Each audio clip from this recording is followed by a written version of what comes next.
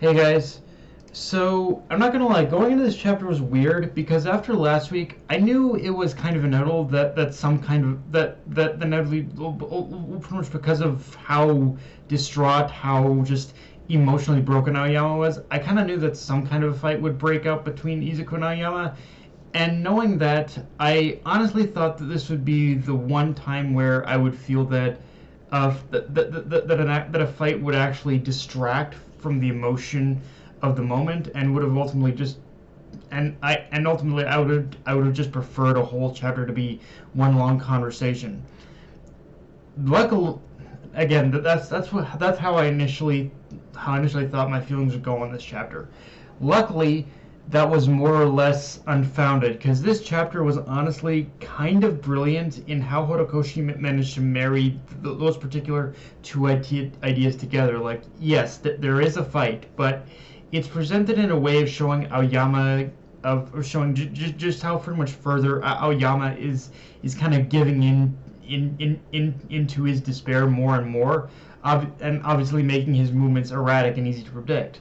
But what fixes the issue I thought I would have with this chapter is that it all balances out by showing just how much having to fight Aoyama was not only destroying him, but it was emotionally destroying Izuku and presumably Hagakure. We'll get into her in a bit as well. Everyone in this fight was just emotionally distraught at and just not knowing pretty much even what to do or what to think. In Izuku and Hagakure's case, again we'll get to her. You can pretty much see that that neither of them even wanted to fight Aoyama to begin with. That they just wanted to understand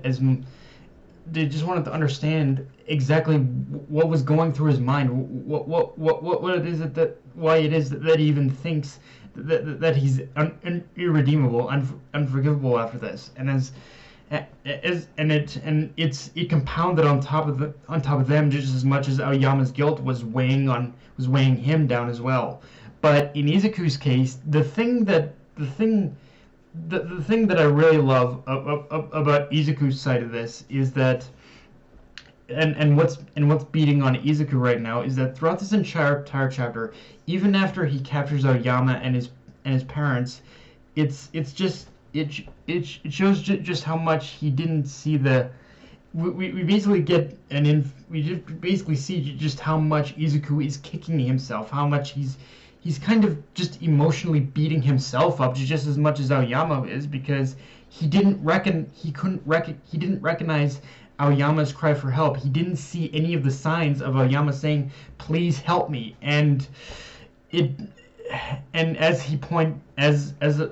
Izuku pointed out, and completely contrary to what Aoyama believes or tells himself,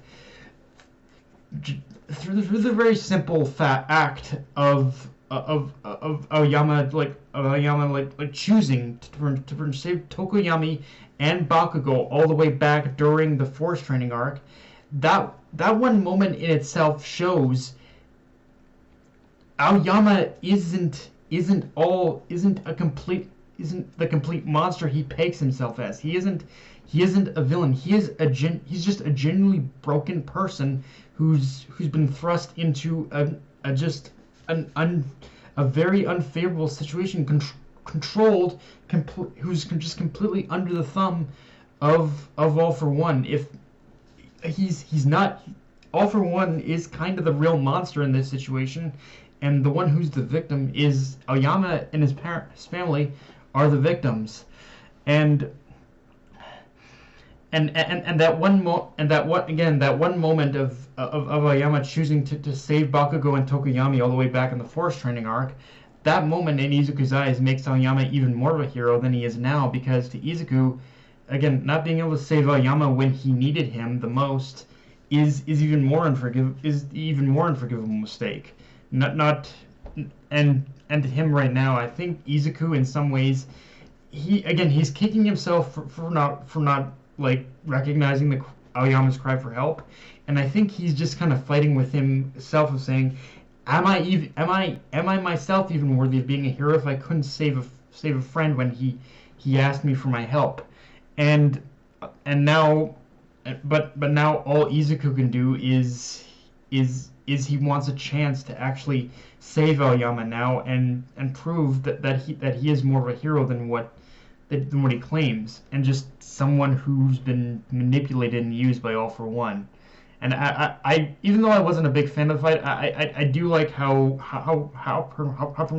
Nagant was used in this chapter, just kind of showing that he just like Nagant, Aoyama is just as much a victim. He was used by All for One for the latter's own personal ends.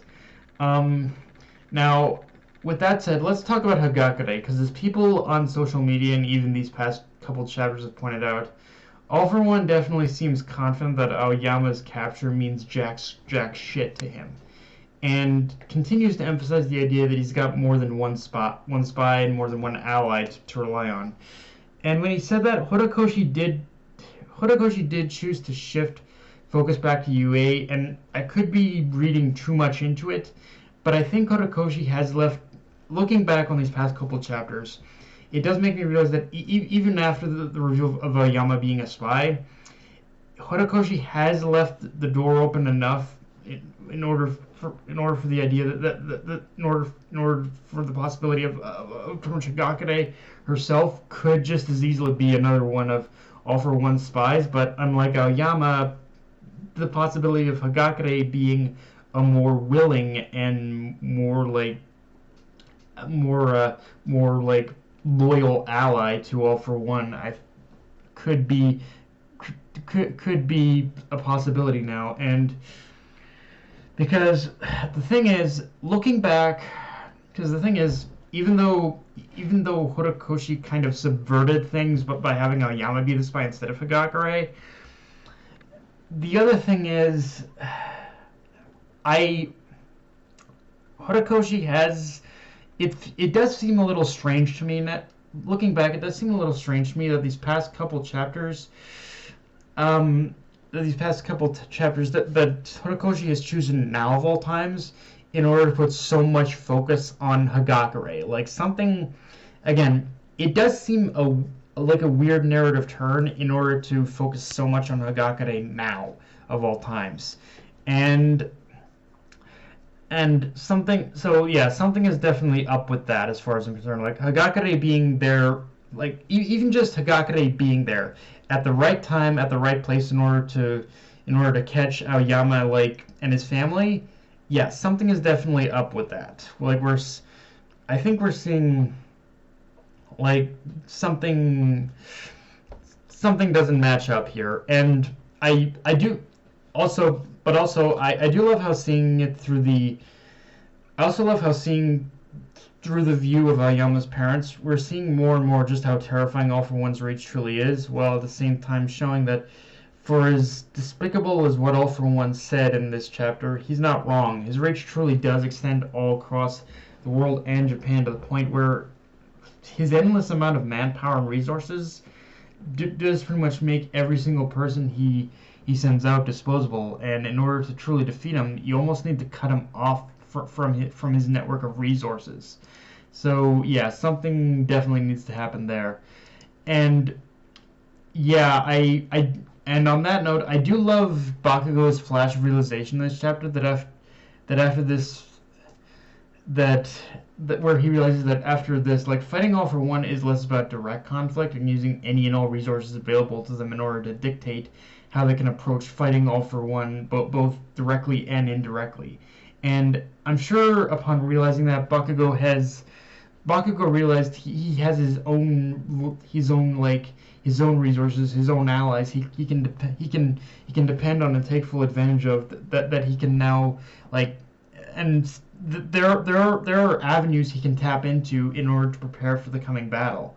And honestly, after this chapter, I feel we are headed into a more like personal arc for Bakugo now, and seeing him use his own experiences and the journey he's taken up to this point as a means to see if there are people, resources, and just overall allies he can depend on, he can use as use in order to aid in taking down All For One. And again, going back to my earlier point, I feel Bakugo's role going forward with fighting all in terms of fighting All For One is going to be more than just fighting All For One alongside Izuku. Like I think what Bakugo's role now is going to be is kind of similar to what Izuku had been up to this point, which is but a lot more thorough and a lot more like and a lot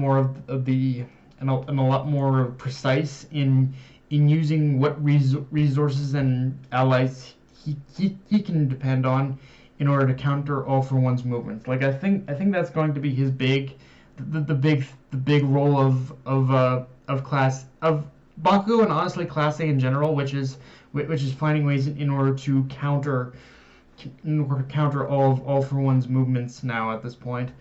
But yeah, guys, that's pretty much all I got for this review. If you enjoyed the video, like, comment, subscribe. Follow me on Twitter, Analyst Crunchyroll. Be sure to hit the notification bell, hit the subscribe button, and just share the video around, guys. Dark Knight of Vinay, signing off.